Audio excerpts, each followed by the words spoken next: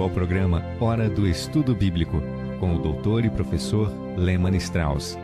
Este estudo é o resultado do tempo pessoal com o Senhor, da experiência de ministério pastoral e das conferências bíblicas do Dr. Lehmann Strauss, que nos instrui e encoraja com o ensino da Palavra de Deus. Agora com você, Hora do Estudo Bíblico, na apresentação de Aurélio Campos. Estamos começando o nosso último programa desta série no livro de Amós. Vamos buscar a Deus em oração antes de começarmos o nosso estudo de hoje. Pai querido, queremos te agradecer por tua graça, por cada evidência da tua misericórdia. Obrigado, Senhor, pelo teu sustento em nossas vidas e que o Senhor possa suprir as necessidades daqueles que estão ouvindo o programa hoje. Obrigado por podermos, mais uma vez, estudar a tua santa palavra, que possamos crescer e sermos edificados através deste estudo.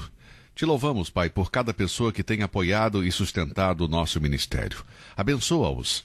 Oramos no precioso nome de Jesus. Amém. Amós, capítulo 9. Neste último capítulo do livro de Amós, encontramos a quinta e última visão do profeta. Diferente do que acontece nas visões anteriores, o Senhor não pergunta para Amós o que ele vê. O que o profeta vê é tão óbvio que não precisa de explicação. Vamos dividir este estudo em duas partes. A primeira é uma imagem de destruição, dos versículos 1 a 8, e a segunda é uma profecia da restauração final do povo. Uma imagem de destruição e uma profecia da libertação. Vamos ler o versículo 1. Acompanhe. Vi o Senhor que estava em pé sobre o altar e me disse: fere o capitel, e estremeçam os umbrais, e faze tudo em pedaços sobre a cabeça de todos eles, e eu matarei a espada até o último deles. Nenhum deles conseguirá fugir, nenhum deles escapará. Os estudiosos conservadores estão divididos sobre o lugar exato do altar referido na visão de Amós. Creio que não podemos ter certeza sobre qual o altar que Amós viu nesta visão e, portanto, não podemos ser dogmáticos. O Dr. Charles Feinberg, um grande professor da Bíblia, a quem eu respeito muito, coloca essa cena no principal altar do Reino do Norte, em Betel, não em Jerusalém.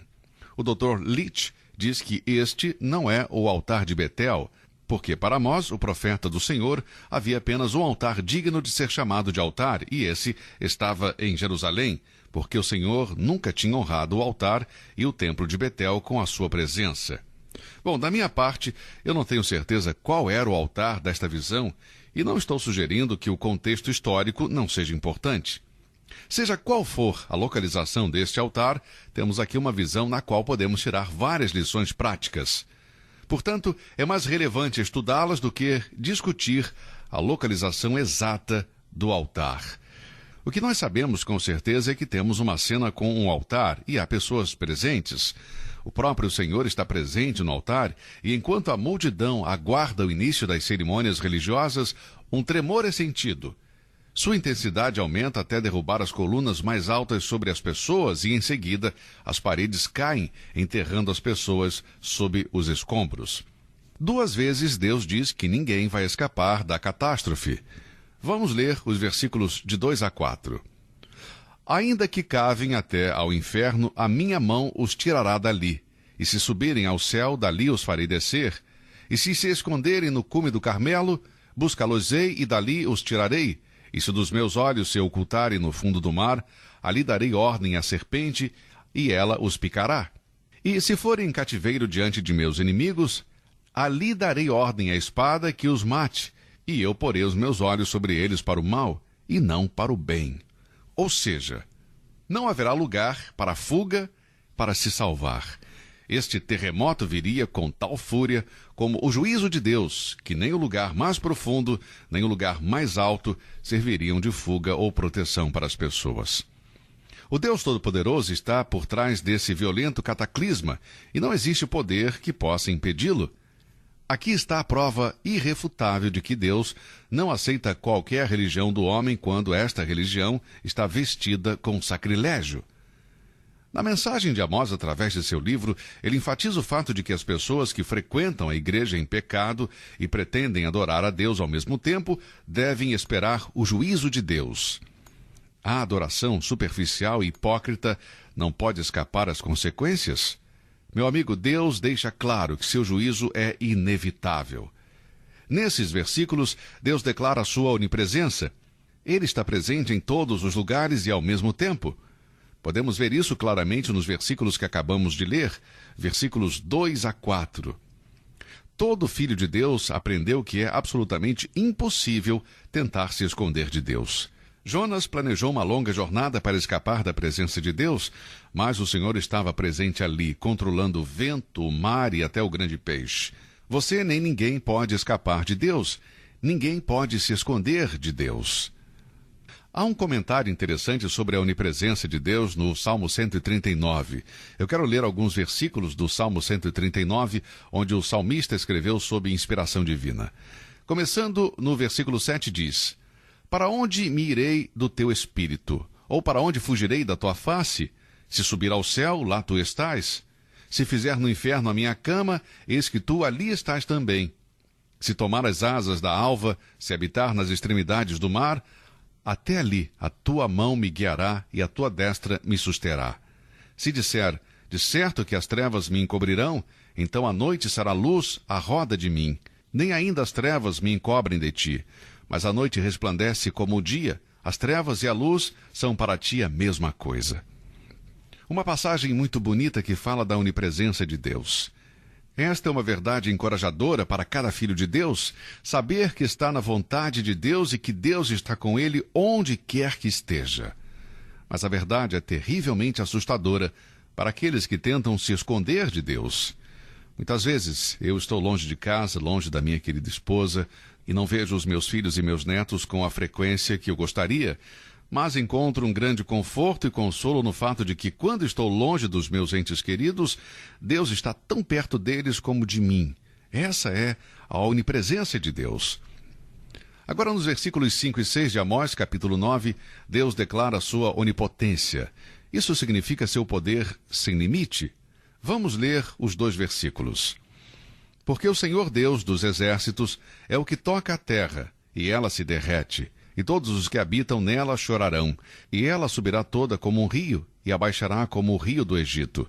Ele é o que edifica as suas câmaras superiores no céu, e fundou na terra a sua abóboda, e o que chama as águas do mar e as derrama sobre a terra. O Senhor é o seu nome. Essa é a onipotência de Deus. O versículo 5 é quase igual ao versículo 8 do capítulo 8. Como você pode observar, Deus é chamado de o Senhor dos Exércitos e, portanto, nenhum outro pode fazer o que ele diz que vai fazer. Aquele que controla os céus e a terra tem o poder sem limite para cumprir as suas promessas. No Salmo 46:6, o salmista disse: Os gentios se embraveceram, os reinos se moveram. Ele levantou a sua voz e a terra se derreteu. O Deus Todo-Poderoso que criou e que controla o universo julgará retamente quando for preciso. Ele disse: Eis que os olhos do Senhor Deus estão contra este reino pecador, e eu o destruirei de sobre a face da terra. Nós lemos isso em Amós, capítulo 9, versículo 8. Esse não é o reino de todos os judeus, porque depois ele diz: Mas não destruirei de todo a casa de Jacó. Veja, Deus pode falar com certeza porque ele tem controle absoluto sobre o universo. Por fim, o livro de Amós termina com uma profecia de libertação, que vai da metade do versículo 8 até o versículo 15, o fim do livro, onde lemos: Não destruirei de todo a casa de Jacó, diz o Senhor. Deus disse que iria destruir o reino pecador, mas não toda a casa de Jacó. Veja, há uma diferença. O reino pecador chegará a um fim para nunca mais se levantar, mas a semente dos judeus sobreviveria. Existe uma divisão na metade do versículo 8. A primeira metade do versículo 8 fala da condenação. A última parte fala da libertação. Assim diz: Eis que os olhos do Senhor Deus estão contra este reino pecador, e eu o destruirei de sobre a face da terra. Mas não destruirei de toda a casa de Jacó, diz o Senhor. Aqui temos a libertação da casa de Jacó. Depois, nos versículos 9 e 10, o Senhor usa uma figura de linguagem que descreve tanto a condenação como a libertação. Vamos ler estes 2 versículos. Porque eis que darei ordem, e sacudirei a casa de Israel entre todas as nações, assim como se sacode grão no crivo, sem que caia na terra um só grão. Todos os pecadores do meu povo morrerão à espada. Os que dizem, não nos alcançará, nem nos encontrará o mal. Agora, estes versículos 9 e 10 explicam qualquer aparente contradição que possa surgir no versículo 8. Creio que o uso da metáfora do grão do crivo torna as coisas muito claras. O crivo serve ao duplo propósito de eliminar o mal e preservar o bem. Por que peneirar se todos os grãos fossem ruins? A peneira removeria as impurezas, mas o grão bom não cairia na terra. O juízo de Deus não é contra todos os israelenses, mas contra os pecadores, aqueles que diziam que nada de ruim aconteceria a eles, e eles estavam aproveitando a vida e eles iriam sobreviver. Eles eram pecadores, mas não se viam assim. Quando os israelitas estiverem espalhados entre as nações, o grão ruim será separado do grão bom. Atualmente os judeus continuam espalhados pelo mundo e continuarão assim até o tempo chamado naquele dia. Veja no versículo 11 a expressão naquele dia e sublinhe aí na sua Bíblia. Essas palavras marcam o fim para essa longa noite na história de Israel, que virá com a restauração da dinastia do rei Davi, sob o reinado do Messias, o Senhor Jesus Cristo. Deus chama a casa de Davi o reino de Davi, e mesmo que o tempo parece ter apagado a casa de Davi, Deus prometeu a Davi pela boca do profeta Natã que o seu trono e seu reino seria estabelecido para sempre, segundo Samuel 7, versículos 12 e 17. Bem, Amós não fez nenhuma menção específica de uma pessoa que ocuparia o trono quando a descendência de Davi for restaurada. No entanto, não somos deixados no escuro sobre esta questão. Quando o anjo Gabriel apareceu a Maria para anunciar a concepção milagrosa de Jesus, ele disse em Lucas, capítulo 1, versículos 32 e 33. Este será grande, será chamado Filho do Altíssimo, e o Senhor Deus lhe dará o trono de Davi, seu pai, e reinará eternamente na casa de Jacó, e o seu reino não terá fim. Portanto, vemos claramente que, apesar de que na primeira vinda Cristo foi rejeitado pelos judeus, quando ele vier a este mundo uma segunda vez, a casa e o reino de Davi será restaurado. Embora Amós tenha uma reputação de ser um profeta da condenação, ele também foi um profeta da esperança. Ele conclui seu livro com um tom de esperança. Quando os judeus voltarem para sua terra e estiverem espiritualmente regenerados, viverão em paz e prosperidade sob o reinado do Messias, o filho de Davi, da linhagem de Davi.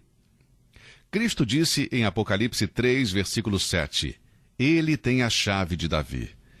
Deus disse através do profeta Isaías, no capítulo 22, versículo 22, E porei a chave da casa de Davi sobre o seu ombro, isto é, sobre os ombros de Cristo.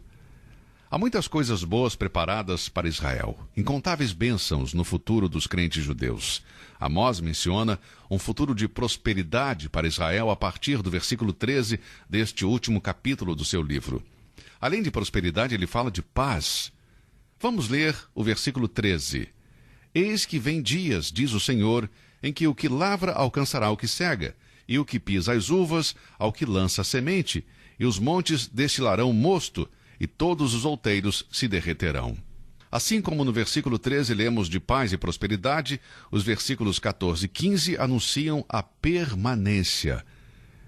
E trarei do cativeiro o meu povo Israel, e eles reedificarão as cidades assoladas, e nelas habitarão, e plantarão vinhas, e beberão o seu vinho, e farão pomares, e lhes comerão fruto. E plantá-lo-eis na sua terra, e não serão mais arrancados da sua terra que lhes dei, diz o Senhor teu Deus. Eles permanecerão na terra. Como você pode ver, a profecia de Amós passa do juízo presente sobre Israel para a glória futura de Israel na perspectiva daquele dia. Querido amigo, naquele dia, Israel irá desfrutar tanto do Senhor como da terra, para sempre. Sua segurança eterna é como a segurança eterna dos cristãos, que é prometida e garantida na pessoa do Senhor Jesus Cristo. O Deus que fez uma promessa incondicional a Abraão, a sua descendência, irá cumprir a sua palavra. Mas preste atenção. A promessa de estar na terra para sempre é messiânica e só será cumprida quando o nosso Senhor Jesus Cristo voltar à terra pela segunda vez. Portanto, a esperança de Israel é ser finalmente unida ao seu Messias.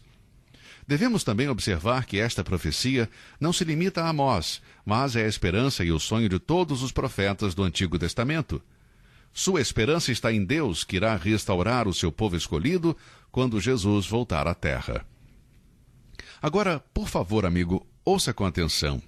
A única esperança para a nação de Israel é a mesma esperança para cada um de nós hoje. Deus tem somente uma maneira de salvar as pessoas. Ele não salva os judeus de uma maneira e as demais pessoas de uma outra maneira. Não é plano de Deus salvar Israel, salvar os judeus de uma maneira e as demais pessoas de outra maneira. O Senhor Jesus Cristo é o único Salvador para todas as pessoas. Qualquer pessoa que procura se unir a Deus, que espera ser salvo, espera ser liberto da culpa e pena de seus pecados, somente terá esta experiência através da fé em Cristo Jesus. Não há outro caminho, não há outra maneira. A Bíblia é clara. Em Atos 4:12 lemos: em nenhum outro há salvação, porque também debaixo do céu nenhum outro nome há, dado entre os homens pelo qual devamos ser salvos. Seja você um judeu ou não, você deve vir a Deus através de Cristo Jesus. Você já veio a Cristo? Você já o aceitou como seu Salvador, amigo? Você já entregou a sua vida a Ele? Você já nasceu de novo? Você é um filho de Deus? Você sabe o que significa ser salvo da culpa de nossos pecados diante de Deus? Há apenas uma maneira de ser salvo. É através do Senhor Jesus Cristo. Creia no Senhor Jesus e serás salvo. Bem, assim chegamos ao final do nosso estudo do livro de Amós. Eu espero que estes 9 capítulos tenham sido uma bênção para a sua vida da mesma maneira que foi uma bênção para a minha vida. Em nosso próximo programa, começaremos uma nova série de estudos e eu espero que você possa aproveitar e ser edificado através desses estudos. Que Deus o abençoe e até o nosso próximo encontro. Você ouviu Hora do Estudo Bíblico com o professor e doutor Lehmann Strauss, na apresentação de Aurélio Campos. Se você deseja ouvir novamente esta mensagem, visite a nossa página na internet www.bbnradio.org. Fica o convite para você nos acompanhar amanhã, neste mesmo horário, aqui na BBN. Hora do Estudo Bíblico é uma produção da BBN.